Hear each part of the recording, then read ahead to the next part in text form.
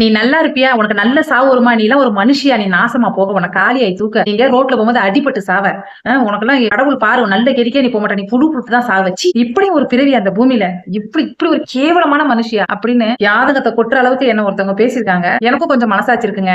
எனக்கும் கொஞ்சம் நீதி, நேர்மை, நியாயம், மனசாட்சி கொஞ்சமாவது இருக்கு. அதன்படியில யோசிச்சு பார்த்தேன். நம்ம என்ன அவங்களுக்கு துரோகம் பண்ணோம்? முதுகுல குத்துனோமா? திருடுனோமா? அவங்க வீட்ல போய் உட்கார்ந்து மாச கணக்குல தின்னு சொத்த அடிச்சோமா? என்ன காரணம்? சுத்தி சுத்தி தேடுனா கடுகளவு கூட துரோகம் பண்ணல. நன்மை தான் பண்ணியிருக்கேன். அப்போ ஒரு வாழ்ந்து கெட்டவங்கள்ட்ட சொன்னேன். நான் அழுதுறக்கூடாது, சாபம் விட்டுறக்கூடாதுன்னு நெனைக்கிறேன். ஏன்னா நண்பர்களா பழகியிருக்கோம், சாப்ட்டுருக்கோம். அவங்க தான் யோசிக்காம பேசுறாங்க. நம்மளும் பேசிறக்கூடாதுன்னு கடவுள்ட்ட வேண்டிக்கிறேன். ஆனா என் மனசு ஏதோ ஒரு தவிக்குது அப்படின்னு அவங்க சொன்னாங்க. நீ அழுதுச்சுன்னா, நீ குடுக்குற தண்டனை குறுகிய காலமா இருக்கும், மறந்துருவாங்க. ஆனா நீ உடனே தண்டனை குடுத்துடலாம். நீ கடவுள் மேல நம்பிக்கை இருந்தா கடவுள்ட்ட விட்டுடு. அவர் குடுக்குற தண்டனை மரண படுக்கையிலயும் மறக்க முடியாதுன்னு சொன்னாரு. அப்போ நான் என்ன பண்ணேன்னா, பக்கத்துலயே ஆறு போகுது. குளிச்சுட்டு ஈர துணியோட விடிய காலைல பிரம்ம முகூர்த்தத்துல பத்திரகாளியம்மன் கோயில் இருக்கு. என்ன நடந்தாலும் பரவாயில்லன்னு சொல்லிட்டு அந்த கோயில்ல போய் தண்ணி எடுத்து ஊத்திக்கிட்டு அந்த கோயில் வாசல்லயே ஆறு போகுது. அப்படியே அந்த ஆத்துல உள்ள மண்ணை எடுத்து கோபுரம் கட்டி ஊதுபத்தி ஏத்தி கற்பூரம் ஏத்தி அப்படியே நிறமுக்காடா விழுந்து ஈர துணியோட அழுதேன். அழுதுட்டு நான் சாபம் விட்டுறக்கூடாது, நான் தண்டிச்சிடக்கூடாது. ஆனா என் மனசு வலிக்குது. ஏன்னா நான் கடுகளவும் துரோகம் பண்ணல. அதனால நான் அழுதா நான் சாபம் விட்டா போய் உட்காந்துருமோன்னு பயமா இருக்கு. ஆனா மனசு எதையோ என் மனசு தவிக்குது. நிம்மதியா தூங்க முடியலன்னு கடவுள்கிட்ட வேண்டிட்டு வந்தேன். அவங்க என்ன அந்த அளவுக்கு கரிச்சு கொட்டி கேவலமா மத்தவங்கள்ட்ட என்னை பத்தி தப்பு தப்பா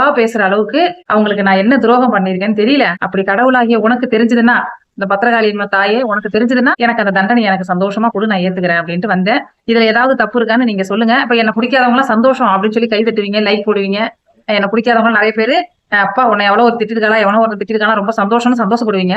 ஆனா என்ன உண்மையா நேசிக்கிறவங்களுக்கு என்னுடைய குணம் தெரியும்னு நினைக்கிறேன். சின்ன வயசுல முன்ன பின்ன தெரியாம கோவப்படுவோம், தவறு செய்வோம். நம்ம இப்பெல்லாம் ஒரு ஏஜ் பார்டரை தாண்டி வச்சுக்கும் போது கொஞ்சம் அறிவோட சிந்திச்சுதான் செயல்படுவோம் இல்லையா? அது ஒரு பக்கம் ஒரு வேதனையா இருக்கு. என்னமோ என் வேதனை காலையில பிரம்ம முகூர்த்தத்துல குளிச்சு முடிட்டு போய் நான் விளக்கேத்திட்டு வந்துட்டேன். அது ஏன்னு எனக்கே தெரியல. ஆனா ஒரு வார்த்தை கூட என்ன இவ்வளவு காயப்படுத்தி பேசியிருக்காங்க. அவங்களுக்கு தண்டனை கொடு கடவுளேன்னு நான் வேண்டிக்கவே இல்லைங்க.